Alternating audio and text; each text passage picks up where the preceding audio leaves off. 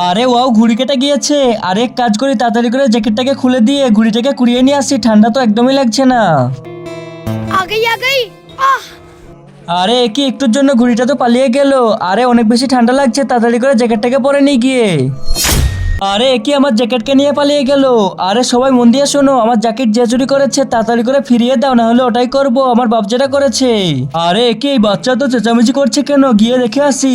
আরে বাচ্চা কি হলো তোমার, এত চেঁচামেচি করছো কেন তুমি? আরে ভাইয়া, তোমার গাড়ির মধ্যে তো আমি জ্যাকেট রেখে গিয়েছিলাম, কিন্তু ফিরে এসে দেখছি আমার জ্যাকেটকে নিয়ে চলে গিয়েছে। আরে বেটা কি বলছো, কি দাঁড়াও।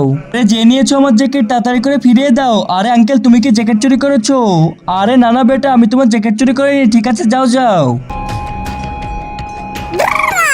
কিন্তু তার আগে আমার এই ভিডিওটা দেখে যে লাইক সাবস্ক্রাইব না করবে তাদের মোবাইলটা যেন হাত থেকে পড়ে গিয়ে নষ্ট হয়ে যায়, আর যারা লাইক সাবস্ক্রাইব করে দিবে তাদের মা বাবা যেন অনেকদিন বেঁচে থাকে। তাড়াতাড়ি ভালো বাচ্চারা লাইক সাবস্ক্রাইব করে দাও। আরে বলো রোমান, কি হয়েছে? আরে আমার গাড়ির ওইখানে একটা বাচ্চার জ্যাকেট চুরি হয়ে গিয়েছে, ও তো অনেক বেশি চেঁচামেচি করছে। আরে টেনশন করার দরকার নেই, এক্ষুনি আমি নতুন জ্যাকেট দিয়ে দিচ্ছি। আরে বেটা এই দেখ, এটাই কি তোর জ্যাকেট? আরে হ্যাঁ হ্যাঁ আঙ্কেল, এটাই আমার। ঠিক আছে তুমি থাকো, আমি চলে যাই। আরে বেটা দাঁড়িয়ে যা, এটা তো বলে যা তোর বাপ এমন কি করেছিল।